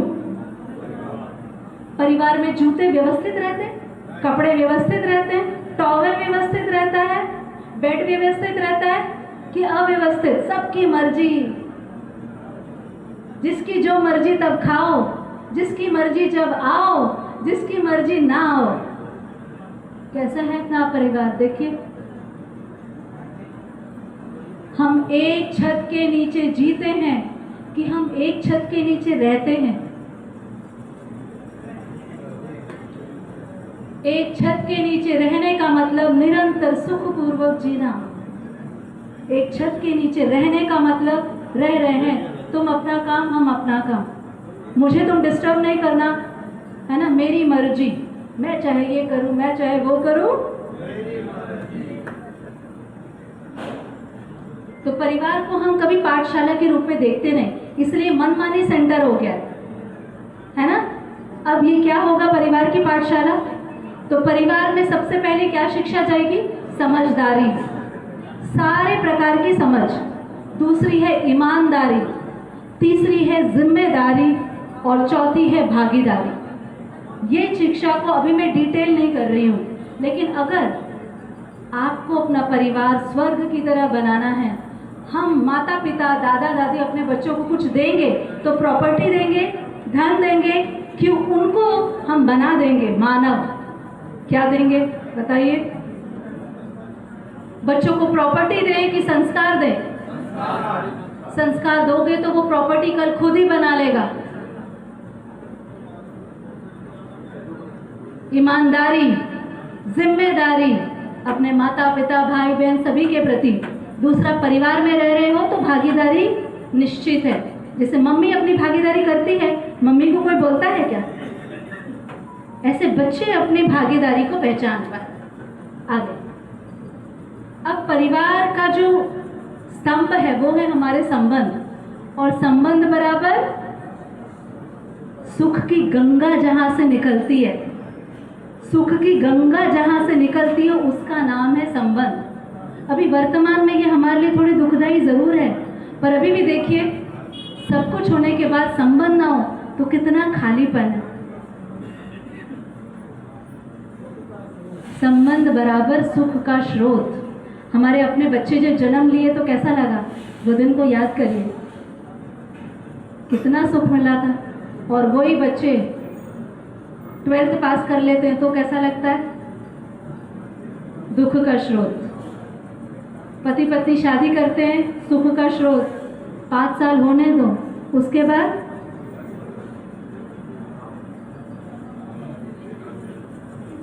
कमियां ज़्यादा दिखने लगती हैं। तो कहीं ना कहीं हमने संबंधों को उतना वैल्यू नहीं दिया जितना धन पद यश को दिया। तो देखिए, अब ये बताइए, पहला संबंध है माता पिता पुत्र पुत्री। ये संबंध बनाया जाता है कि बगैर बनाए एक बच्चे को मिलता है? बताइए, माता पिता पुत्र पुत्री संबंध ये बनाए जाते हैं कि बने रहते हैं? बने रहते। बच्चा पैदा हुआ, माता पिता हम बन जाते हैं। दूसरा, भाई बहन, ये संबंध बनाए जाते हैं परिवार में कि बने बुनाए मिलते हैं? बने बुनाए मिलते हैं, बगैर मेहनत के, पर हम इसको बनाए नहीं रख पाते। तीसरा संबंध है गुरु शिष्य, ये बने रहते हैं कि बनाए जाते हैं? चौथा संबंध है पति पत्नी, ये बने रहते हैं कि बनाए जाते हैं? बनाए जाते हैं, इसमें हम पहचानते हैं। अगला संबंध है मित्र मित्र, ये बने रहते हैं कि बनाए जाते हैं?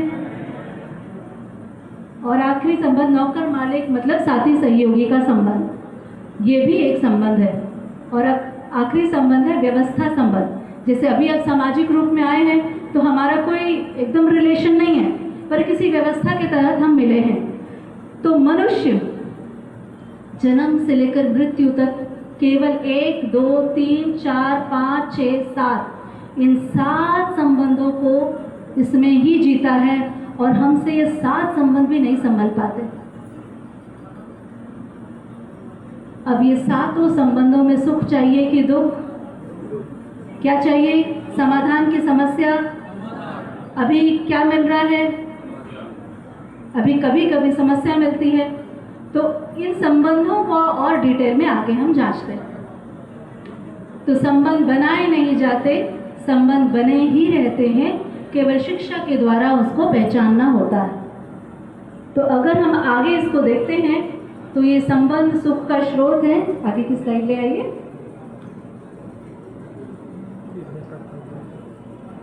जी आगे और ले लीजिए। तो ये संबंध में बस देखिए, ये जो संबंध है, ये संबंध है ना, संबंध में समाधान या समस्या ये हम वर्तमान में देखें। जैसे माता संबंध, सबकी मम्मी है, सब मम्मी बन भी गए हैं। अब मम्मी का आचरण निश्चित है कि अनिश्चित? अब हम इधर आते हैं, ठीक है। मम्मी मतलब जो स्त्री शरीर के साथ है वो ही नहीं है, पापा भी मम्मी होते हैं, मम्मी भी पापा होते हैं अपने कर्तव्य दायित्व के साथ। माता संबंध अगर ममता के साथ है तो क्या है? समाधान। मतलब मेरा बच्चा नहीं, जो भी बच्चे हैं वो मेरे हैं। ये क्या है? क्या है? नींद आ रही है? देखिए, हमारी आदत नहीं है खुद को समझने की। जब हम मानव की बात बोलते हैं तो सबसे बोरिंग लगता है। तो अभी आपकी बात हो रही है, आपके संबंधों की बात हो रही है। अब माता अगर ममता के साथ है तो माँ का आचरण निश्चित। अब माता अगर मोह में आ गई तो क्या हो गया? मेरा बच्चा सबसे अच्छा, दूसरे का बच्चा क्यों अच्छा? तो ममता में जीना है कि मोह में? अभी मोह आ जाता है माँ लोग का, मेरा बच्चा लाल, मेरी बच्ची परी, बाकी सब राक्षस, सब मेरे बच्चे के पीछे ही पड़े रहते हैं। ऐसे ही पिता अगर समाधान के साथ है तो पिता क्या कर रहे हैं? संरक्षण कर रहे हैं। पिता ये बताते हैं बेटा प्रकृति में व्यवस्था है, अस्तित्व में व्यवस्था है, लेकिन अभी पिता खुद डरा हुआ है, संघर्ष से कोई चीज पाई है तो बच्चे को भी संघर्ष के लिए तैयारी कर रहे हैं। तीसरा है पुत्र पुत्री में अगर समाधान के साथ है तो हर बच्चा माता पिता के प्रति क्या होगा? अभी क्या हो रहे हैं? कृतज्ञ। क्या किया आपने मेरे लिए? सभी के मम्मी पापा तो करते हैं, ऐसा भी क्या कर लिया? तो कहीं ना कहीं संबंध में समाधान की हमको अपेक्षा है, जिसके लिए हमको काम करना है। भाई बहन संबंध में हम देखिए, भाई बहन क्या चाहते हैं? स्नेह। अगर भाई को कोई अच्छा पद मिला तो दूसरा भाई अभी क्या कर रहा है? उसको क्यों मिल गया? उसने ऐसा क्या किया? उसको इतनी प्रॉपर्टी क्यों मिली? स्नेह गायब, उसकी जगह क्या हो जाता है? ईर्ष्या, द्वेष। होना क्या चाहिए भाई बहन संबंध में? स्नेह का भाव। ऐसे ही पति पत्नी संबंध, सबसे इंपॉर्टेंट संबंध। पति पत्नी संबंध में समाधान क्या है? विश्वास। पति को पत्नी पर विश्वास हो, पत्नी को पति पर विश्वास हो। विश्वास भाई बहन में भी, भाई को बहन पर विश्वास हो, बहन को भाई पर विश्वास हो। उसकी जगह क्या हो रहा है? शक, विश्वासघात।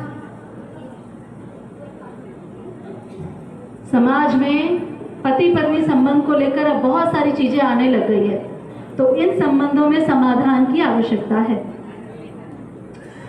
इसके आगे है गुरु।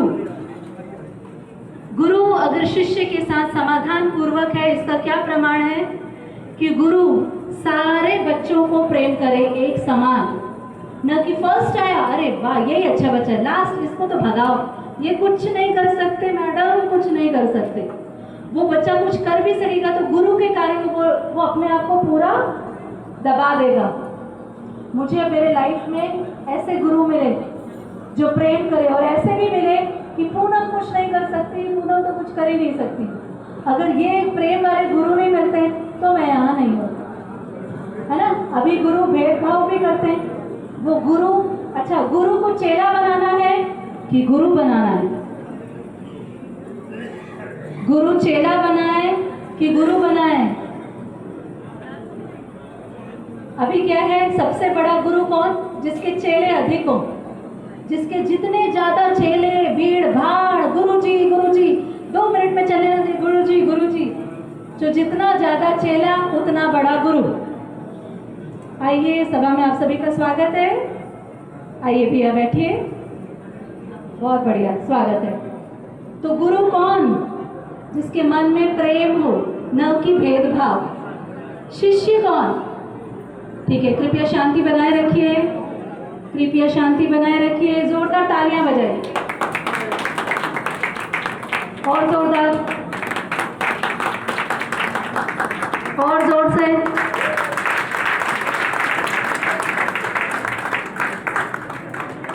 बढ़िया। ये ताली हम क्यों बजाए?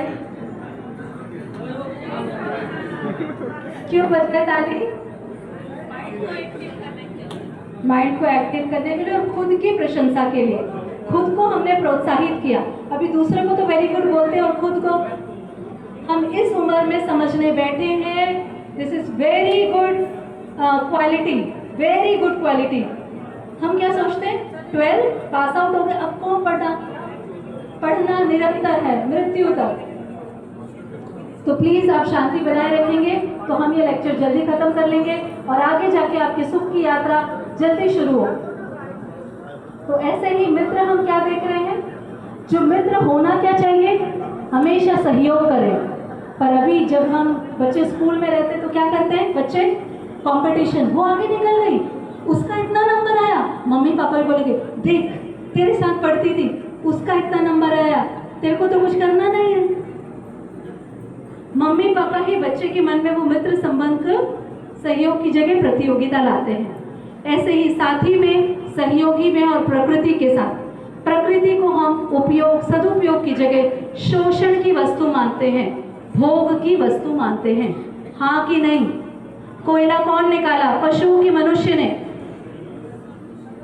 क्यों निकाला कोयला को जब वो धरती के अंदर था? तो क्योंकि हम सोचते हैं प्रकृति हमारे भोग की वस्तु है।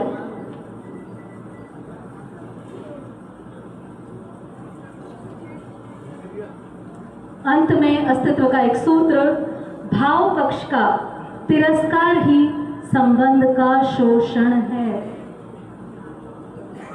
अगर आप भाव को कम इंपॉर्टेंस देते हैं, भाव पक्ष का तिरस्कार करते हैं और भौतिक वस्तु को ज्यादा बढ़ावा देते हैं, तो आप अपने संबंधों का शोषण करते हैं। कितने माता पिता हैं सभा में जो बच्चों को भावपूर्वक जीना सिखा दिए हैं? पेट भरना तो आप सिखा चुके हो, बोलना सिखा दिए, लिखना सिखा दिए, और भाव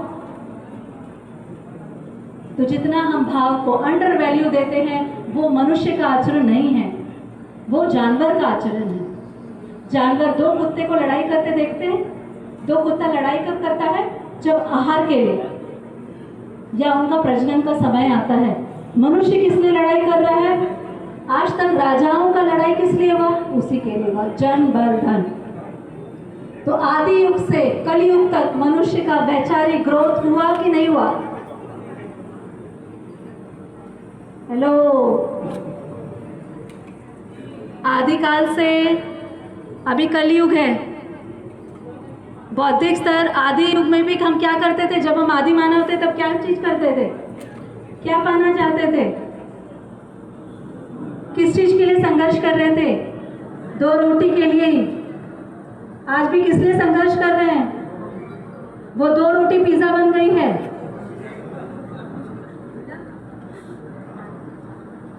स्तर तो वही का वही है, बौद्धिक स्तर बढ़ा, हम आदि मानव के आदि मानव ही हैं।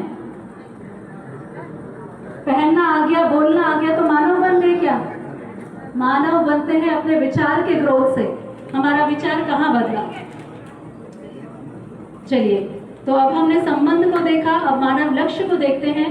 तो अभी तक हम क्या सोचते थे? लक्ष्य क्या है? कोई काम को लक्ष्य माना, किसान बनना है, इंजीनियर बनना है, डॉक्टर बनना है, ये लक्ष्य है। पर वो लक्ष्य नहीं, वो कार्य है।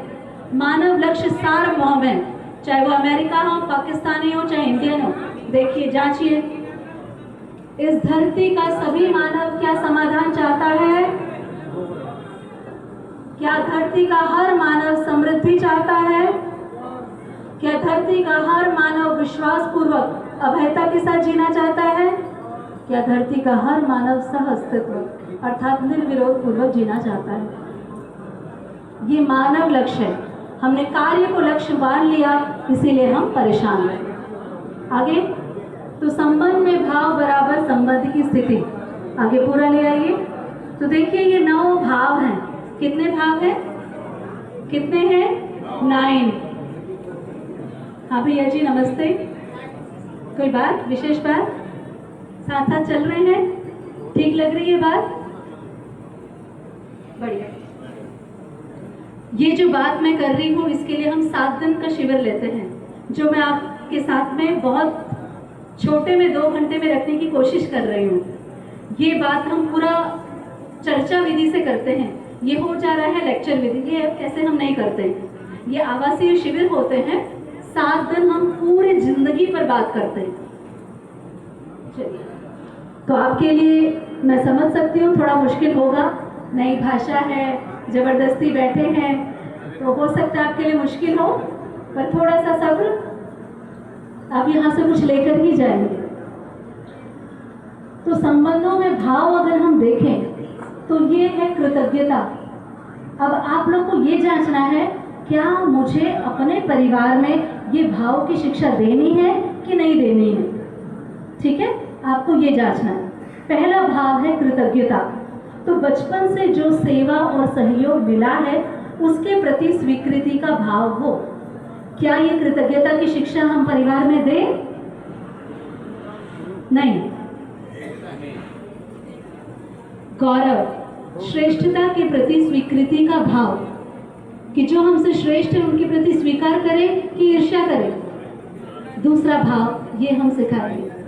तीसरा है श्रद्धा। चौथा है प्रेम। अभी जैसे भैया भी बोल रहे थे प्रेम विवाह करना है। क्या होता है प्रेम? एक आदमी से प्रेम किया उसको बोलते हैं आकर्षण। सर्वमानव के साथ अपनापन जुड़ गया, वो है प्रेम। तो जो लोग प्रेम विवाह करते हैं उनके साथ में हमको थोड़ा सा हमको कम्युनिकेशन करने की जरूरत है। बेटा आप जिसको प्रेम बोल रहे हो वो क्या है? वो केवल आकर्षण है, अट्रैक्शन है। प्रेम होगा तो सभी से होगा। चौथा भाव है विश्वास। ऐसे ही वात्सल्य, ममता, सम्मान, स्नेह। तो संबंध है तो शोषण नहीं, और शोषण है तो संबंध चाहिए कि नहीं चाहिए? संबंध बनाना मेहनत का काम है कि नहीं है? अब जब संबंध पाना ही है तो वो मेहनत से क्या डरना।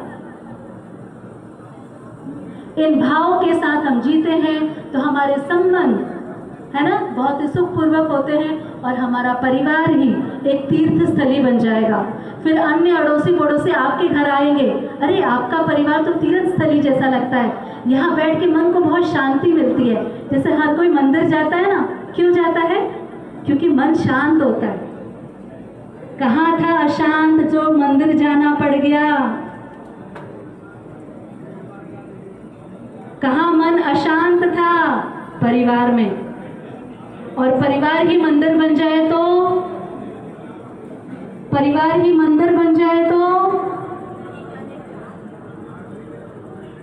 परिवार को मंदिर बनाना है, इसी के लिए ये कार्यक्रम है।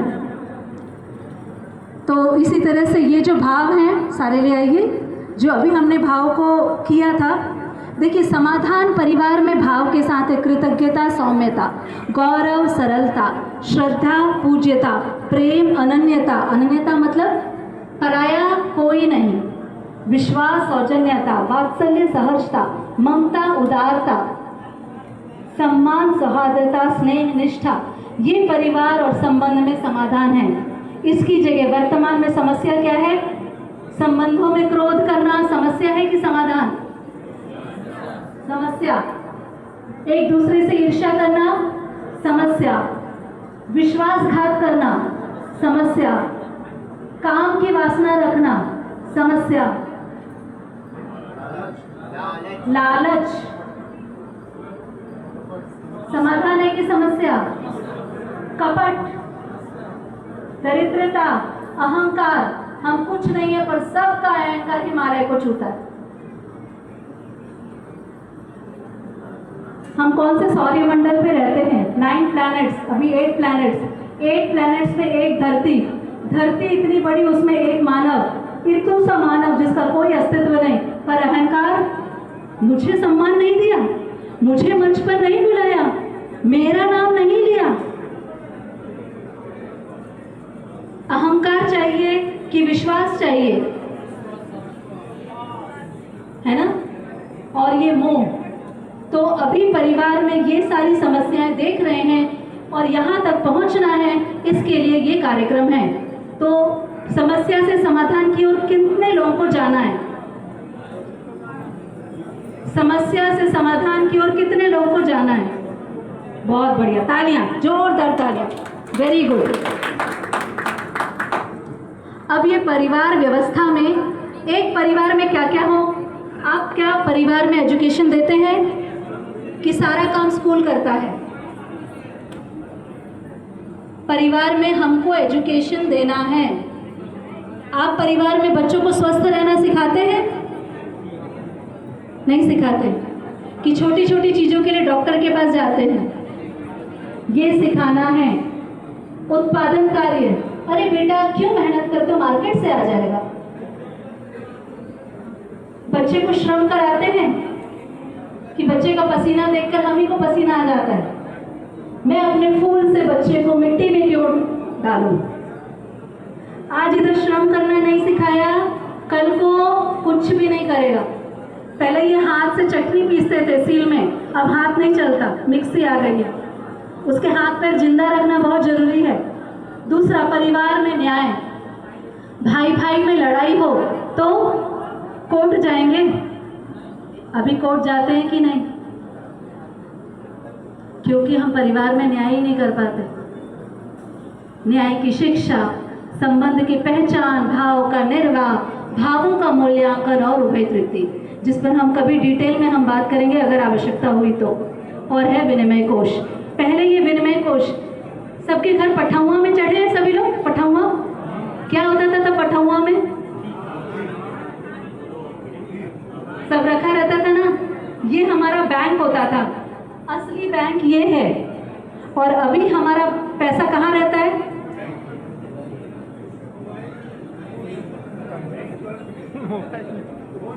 अभी वस्तु हमारे पास है कि मुद्रा है?